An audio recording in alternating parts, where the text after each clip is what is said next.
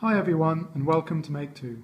Today I wanted to just give a quick run through of the 3 LEGO Star Wars Microfighters that I've recently reviewed, the videos for which will be in the description to this video below. Now I have the X-Wing, the Millennium Falcon and the Star Destroyer. They're all very different ships. I think they all work very well and they're all in very different scales. The X-Wing was, in the original movie, 12.5 meters long. The Millennium Falcon was 3 times the width, about 35 meters. And then compared to that, the Star Destroyer was 1,600 meters long, just over a mile. So these are very, very different scales, gone from the very relatively small, which means that the minifigure is much more in proportion to the vessel. So the minifigure here, which is just, ridiculous giant scale. Now, despite these 3 different scales, I think they all work. As you would have seen in my individual reviews, I think they each have good building elements. I think the X-Wing is great with the wings. I think the building techniques on the Star Destroyer are just really impressive, with lots of snot work, upside down snot, every which way, and I think that's really, really great. But for me, the standout is still my first and favourite, the Millennium Falcon.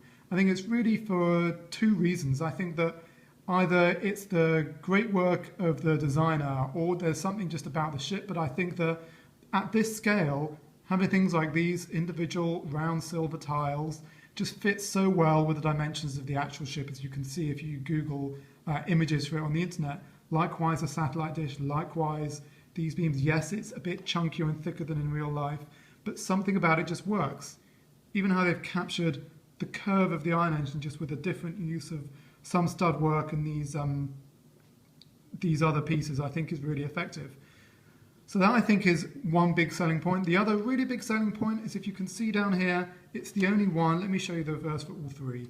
It's the only one that's actually raised slightly off the ground.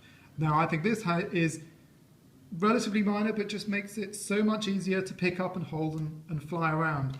The others, the X-Wing, you either grab it by the wing or you have to grab it some other way. The Star Destroyer, it's a little bit helpful, but where do you pick it up from? It's not quite clear. So I think the Millennium Falcon, easiest to pick up, easiest to play with, somehow has managed to capture the details of its intended vessel, I think, the most accurately and with the most play factor. So that's all I have to say of my comparison between these 3 excellent microfighters. Let me know what you think, whether you agree which one's your favourite, in the comments below, and feel free to like this video and subscribe to our channel because more videos will be coming soon.